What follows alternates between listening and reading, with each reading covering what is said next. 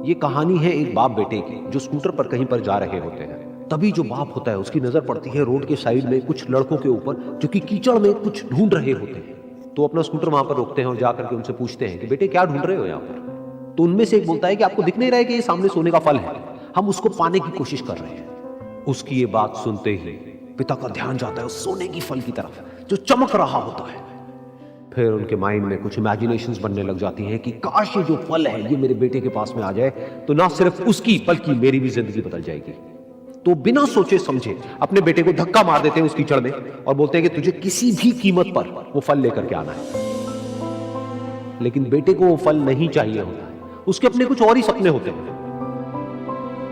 वो बहुत कोशिश करता है अपने पिता को ये समझाने की कि मेरी खुशी इस फल में नहीं है, मेरी खुशी कहीं और है, मेरे सपने कुछ और है।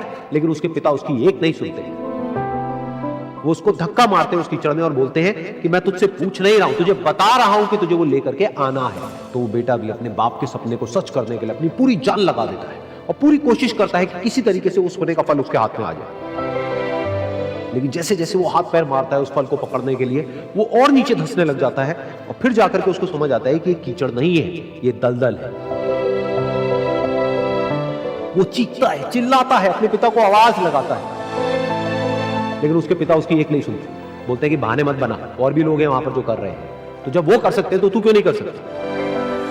तो एक बार वो फिर से कोशिश करता है और अपनी पूरी जान लगा देता है, लेकिन उसके बाद भी उसके हाथ में कुछ नहीं आता है और वो धीरे धीरे नीचे धंसता चला जाता है और मर जाता है। तब जाकर के उसके पिता को एहसास होता है कि उससे कितनी बड़ी गलती हो गई।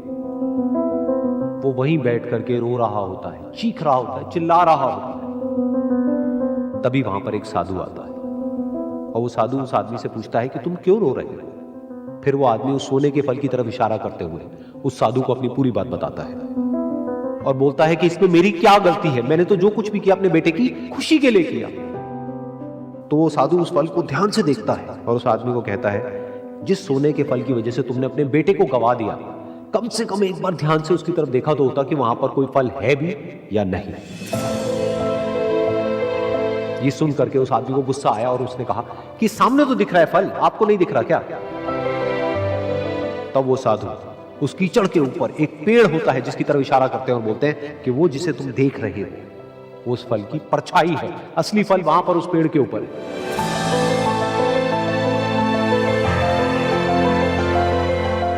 फिर वो साधु उस आदमी को बोला कि अपने बेटे को जबरदस्ती धक्का देने की बजाय और उसको बताने की बजाय कि तेरी खुशी किसमें है, अगर तुमने उससे पूछा होता कि बेटा तू बता तू क्या करना चाहता है और तेरी खुशी किसमें है, तो ना सिर्फ तुम्हारा बेटा जिंदा होता बल्कि हो सकता है कि उसके हाथ में वो असली सोने का फल भी होता।